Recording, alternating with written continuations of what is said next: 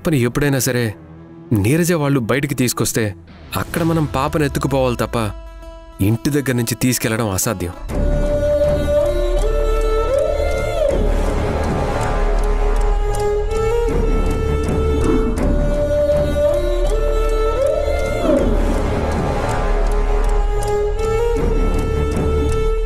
ప్రపంచంలో నా అంత దురదృష్టవంతురాలు ఎవరు ఉండరు అనుకుంటాను. కన్న కూతురు కళ్ళ ముందున్నా కానీ గుండెలకి హత్తుకోలేకపోతున్నాను. నీ కన్న తల్లి నేనేనమ్మా అని చెప్పలేకపోతున్నాను. ఈరోజు చిన్నగాడు ఎటు వెళ్ళాడో తెలియదు, అందుకని మీకోసం స్పెషల్గా కాఫీ పెట్టి తీసుకొచ్చాను మేడం, తీసుకోండి.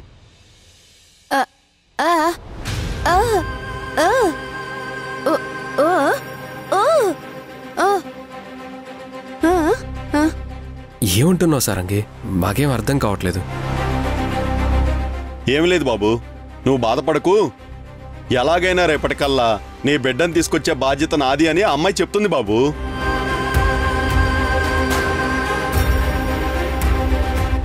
కుబేర్ గారు, సారంగి మాటలు మీకు అంత పర్ఫెక్ట్గా ఎలా అర్థమవుతున్నాయి? ఏమి లేదు బాబు, నాకు ఇలాగే మాటలు రాని కొడుకున్నాడు. వాడితో రోజు ఇలా సైకిల్తో మాట్లాడి నాకు అలవాటైపోయింది. అవునా? ఇలా వాళ్ళ మాటలు అర్థం చేసుకోవడం కూడా చాలా గొప్ప విషయం అండి. ఇలా అడుగుతున్నానని తప్పుగా అనుకోకండి. మీరిద్దరూ భార్యాభర్తలా?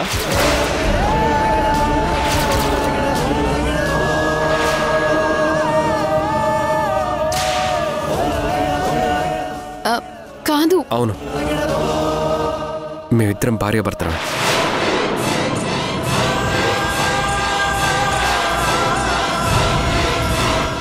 మీ ఇద్దరిది చాలా ముచ్చటైన జంట బాబు. చూడ్డానికి చాలా ముచ్చటగా ఉన్నారు. నా దిష్టి తగిలేలా ఉంది. ఇంకేమైనా కావాలా? ఇప్పటికైతే ఏం అవసరం లేదండి. ఏమన్నా ఉంటే చెప్తాను. అలాగే బాబు.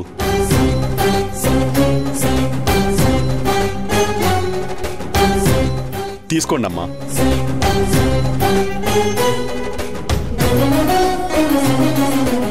నిజంగా హరివిఠల్ గారు యశోదని పెళ్లి చేసుకుంటే బావుండు. తనకి మంచి జీవితం తోడు దొరికినట్టవుతుంది.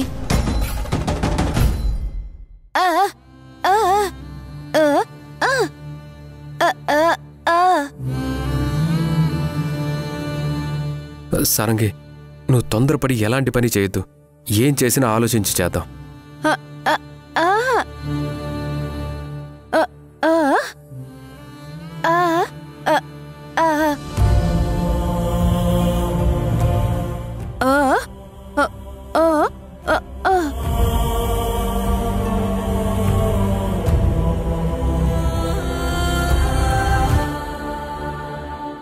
నీకెన్నిసార్లు చెప్పాలి దేవకి, యశోదని బయటికి పంపించొద్దని? పైగా నన్ను చూసావు కదా, ఆ హరివిఠల్తో ఎంత క్లోజ్గా ఉందో. హరివిఠల్ గురించి యశోద చెప్తున్నప్పుడు ఆ అమ్మాయి కళ్ళల్లో చూసావా?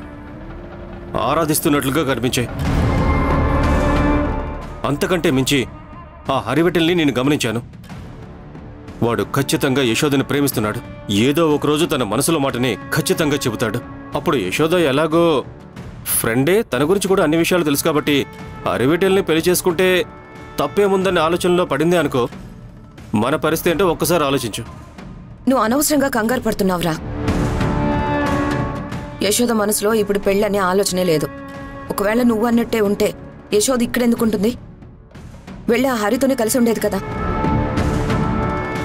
నేను చెప్తున్నాను, నువ్వు అనవసరంగా భయపడుకో. ఒకవేళ దానికి నిజంగానే పెళ్లి చేసుకోవాలన్న ఆలోచన వస్తే ఖచ్చితంగా మధుకు చెప్తుంది, నాకు చెప్తుంది. ఎందుకంటే మధుని అన్నయ్యలాగా ఫీల్ అవుతూ నన్ను ఒక ఫ్రెండ్ లాగా ఫీల్ అవుతుంది కాబట్టి. మా దగ్గర ఏ విషయం దాయదురా.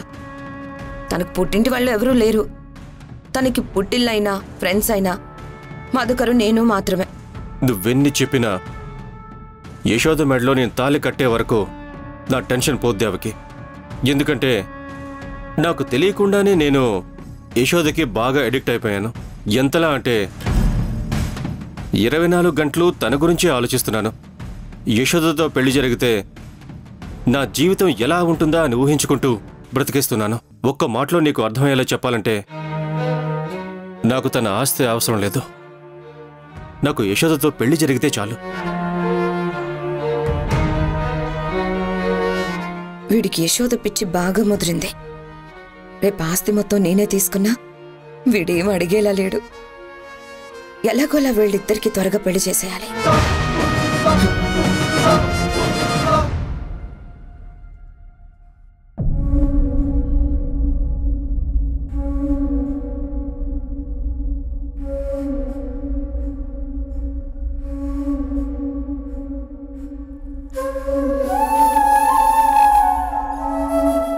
నేను యశోద భార్యాభర్తలమని కుబేరకి చెప్పినందుకు యశోద ఫీల్ అవుతుందేమో.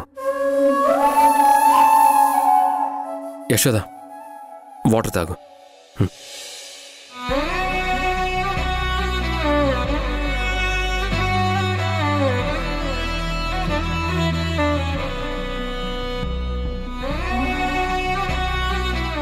I'm sorry Yashoda.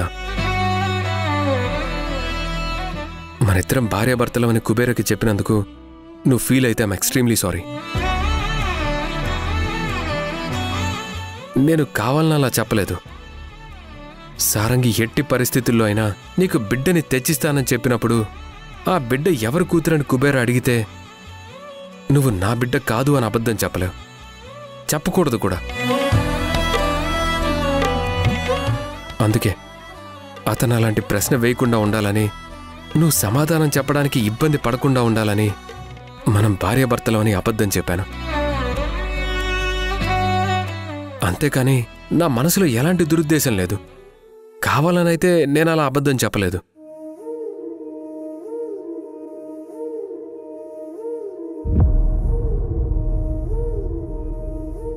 చూడు యశోద, ఒక అబద్ధంతో ప్రాణాన్ని కోల్పోవచ్చు, అదే అబద్ధంతో ప్రాణాన్ని నిలబెట్టే అవకాశం ఉంది.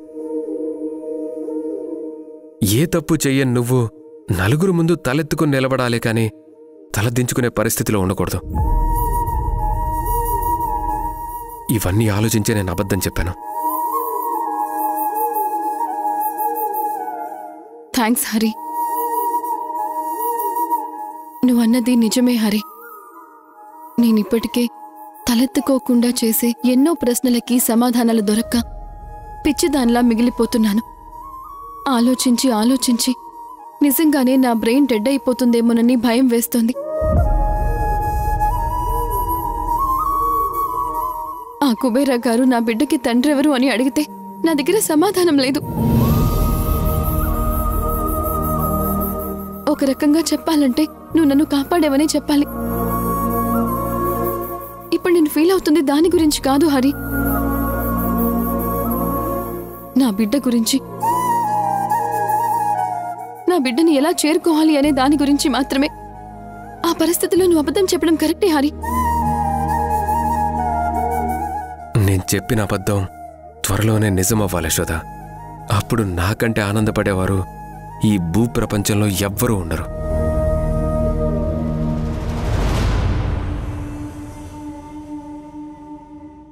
చిచ్చి చెడు చిచ్చి నాన్నా చిచ్చి. ఏంటి, నీకు ఏం జరగబోతోందో ముందే తెలుసా? అంటే నువ్వు చిన్నారి దేవతవా, బుల్లి సైంటిస్టువా? ఎంతైనా సైంటిస్టు కూతురువి కదా.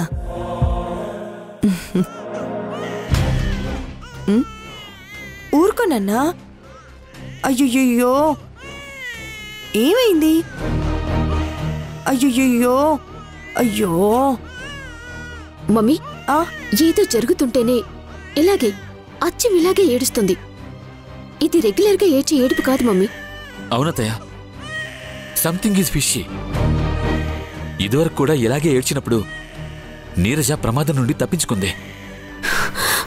అవును మమ్మీ. అయ్యో,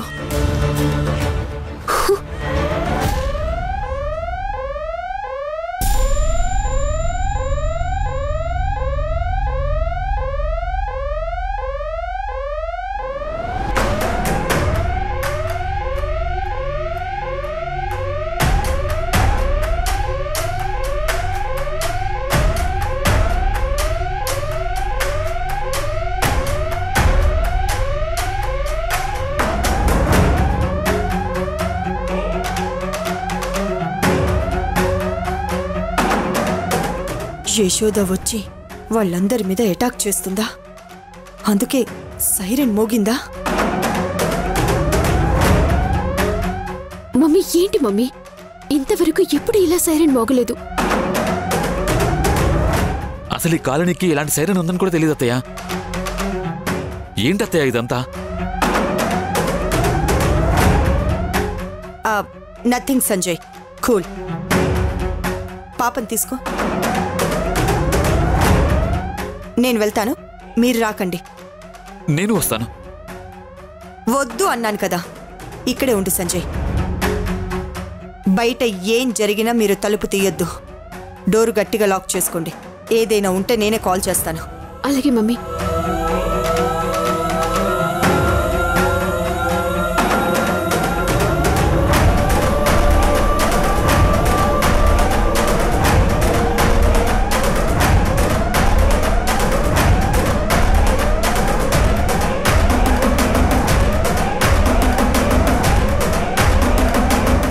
సెక్యూరిటీ,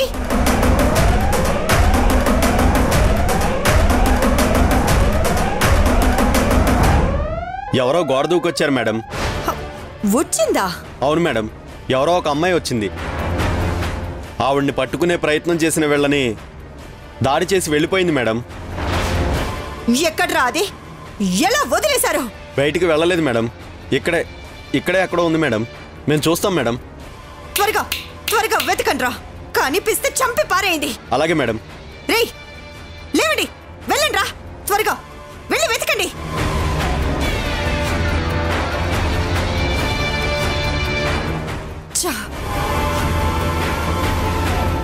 ఒరేయ్ అటు చూడండి.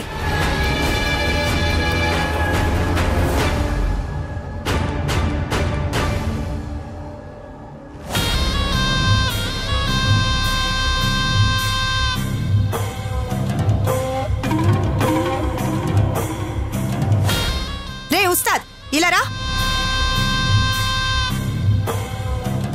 చెప్పండి మేడం. కనిపిస్తే దాన్ని చంపేయకండి. లాకప్ రూమ్ లో కట్టిపడేయండి. నా కాలనీకి రావడానికి దానికి ఎంత ధైర్యం! వెళ్ళు, అది ఎక్కడుందో పట్టుకోండి. మేడం, ఆ అమ్మాయి ఎక్కడా కనిపించలేదు మేడం. మేడం, నాకు కూడా కనిపించలేదు మేడం.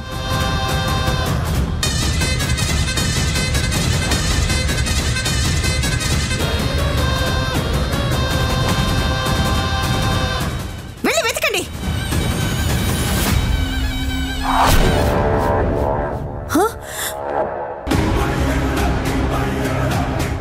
రేయ్ రేయ్, ఆ పొదల్లో నుంచే బాణం వచ్చినట్టుంది. వెళ్ళి చూడండి రా. అలాగే మేడం.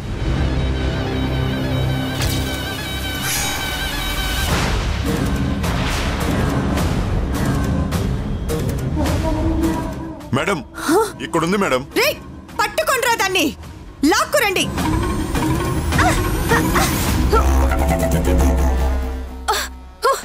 ఏయ్ ఆగు. ఏయ్ పద.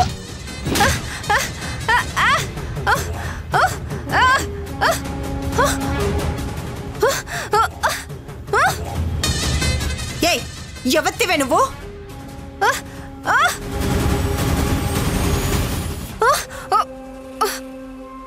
అడిగేది నిన్నే. ఎవత్తివే నువ్వు? మోగదనుకుంటా మేడం, అసలు మాట్లాడడం లేదు. ఆ యశోద పంపిందా?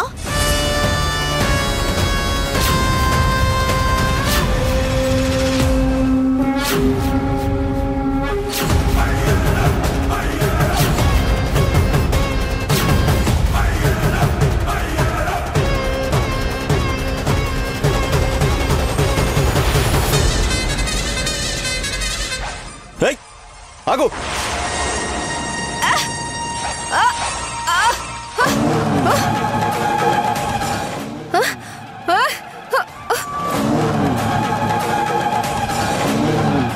రేయ్ ఖచ్చితంగా ఇది యశోద మనిషి అయి ఉంటుంది. దీన్ని చంపకండి. లాకప్ రూమ్ లో పడేయండి. అలాగే మేడం, మీరు వెళ్ళండి మేడం.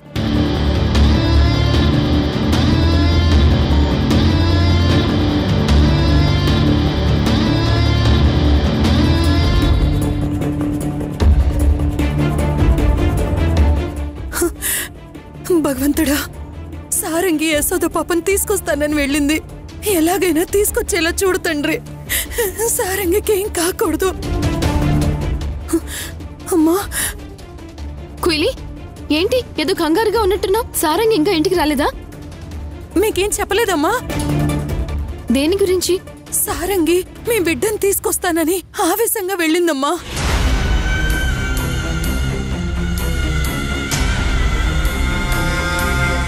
తను వెళ్తుంటే మీరెలా వెళ్ళనిచ్చారండి? మీకు చెప్పే వెళ్ళింది అనుకున్నాను బాబు. అరే, మాతో రేపు వెళ్తానని చెప్పింది.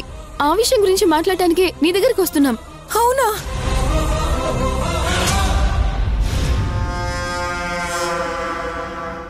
దేవకి, డాక్టర్స్ కాలనీలో ఏవో గొడవలు జరిగాయంట. ఊర్మిళ మేడం వాళ్ళ మీద కూడా అటాక్స్ జరిగాయంట. ఇప్పుడే సెక్యూరిటీ అతను కాల్ చేశాడు.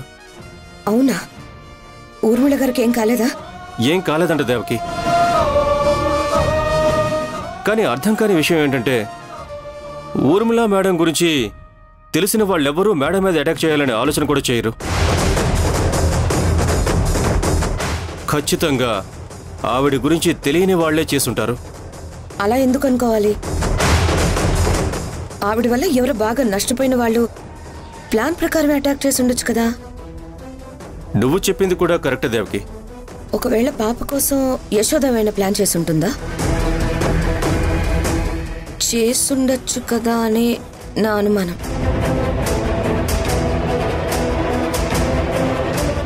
ఛాన్స్ ఉంది దేవకి. యశోద పాప కోసమే చేసి ఉండొచ్చు. యశోదనే ఇలాంటి పిచ్చి పని చేసిందని మేడంకి తెలిస్తే ఒక్క క్షణం కూడా బ్రతకనివ్వదు. అయినా తను ఒక్కదే అటాక్ చేయలేదు దేవకి. తనకి ఎవరో ఒకరు హెల్ప్ చేయాలి. ఎవరున్నారు? ఎవరైనా ఉన్నారంటావేంట్రా? ఆ హరివిటలున్నాడు కదా.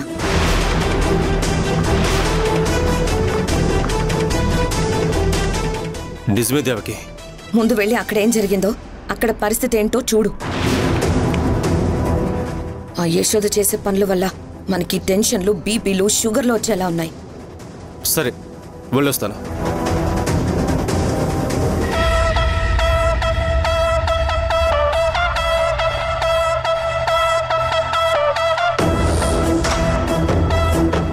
ఏంటి దేవకి, నువ్వు మీ అన్నయ్య టెన్షన్ పడుతున్నారు? ఏమైంది? ఏం లేదండి. యశోద ఎక్కడా? ఎవరికి తెలుసు ఆవిడ గారు ఎక్కడుందో? అదేంటి దేవకి అలా అంటావు? యశోద ఎలాంటి ప్రమాదంలో ఉందో మనకు తెలుసు కదా. ఏదైనా ఇంపార్టెంట్ పనుంటే తప్ప తనని బయటికి పంపించొద్దని చెప్పాను. ఒకవేళ వెళ్లాల్సి వస్తే నిన్ను కూడా తోడుగా వెళ్ళమని చెప్పాను కదా. ఇంకా ఆపుతారా? నాకేమైనా సరదానా యశోదని బయటికి పంపించడానికి, మీతో మాటలు అనిపించుకోవడానికి? అసలు ఆ యశోద మాట వినే రకమైతే కదా.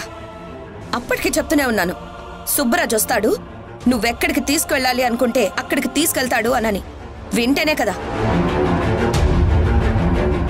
మీ మాట అయినా వింటుందేమో మీరు చెప్పి చూడండి.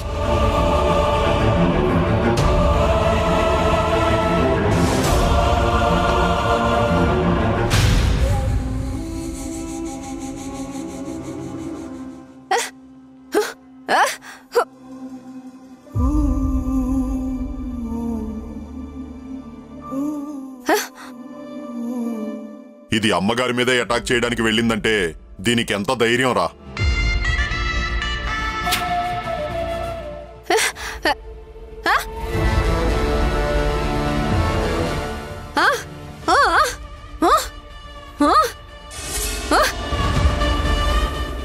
ఎవ్వరు నువ్వు?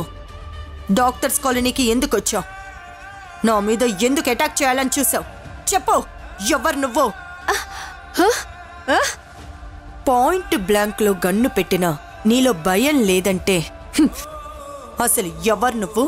ఎందుకొచ్చావు? మేడం, ఇది మోగది మేడం. అవును మేడం, నేను చెక్ చేశా, ఇది మోగదే. మూగదానివా? ఎందుకే నేనంటే అంత కోపం నీకు? నన్ను చంపాలనుందా? చంపుతావా?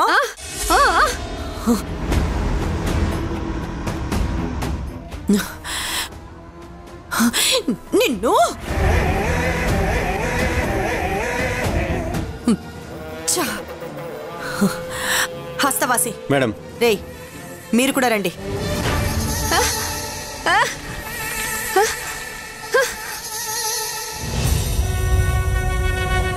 రేయ్ చనిపోయిన ఆ సెక్యూరిటీల ఫ్యామిలీలకి తలో 50 lakhs ఇచ్చి వాళ్ళ డెడ్ బాడీలని తగలబెట్టేయండి. వాళ్ళ ఫ్యామిలీలు ఈ దరిదాపుల్లో ఉండకూడదు. వాళ్ళ మొగుళ్ళు ఏమయ్యారు అనేది ప్రపంచానికి తెలియకూడదు అని మరీ మరీ చెప్పండి. అలాగే మేడం. వెళ్ళి ఆ శవాల్ని తీసేయండి.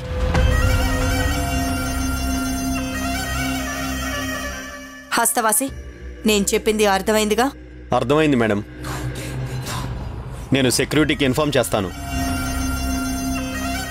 చూడు, నేనిక్కడి నుంచి వెళ్ళిపోయాక రౌడీల్ని బయటికి పంపించి నువ్వు మంచివాడిలా నటించి దాని కట్లు విప్పదీయాలి.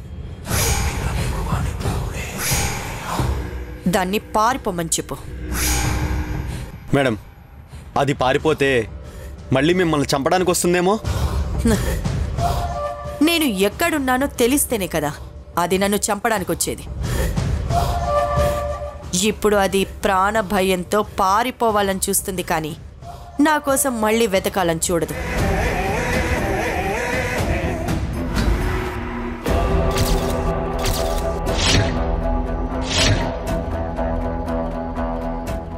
ఎవరి అమ్మాయి ఈ టైంలో డాక్టర్స్ కాలనీకి వెళ్తోందేంటి?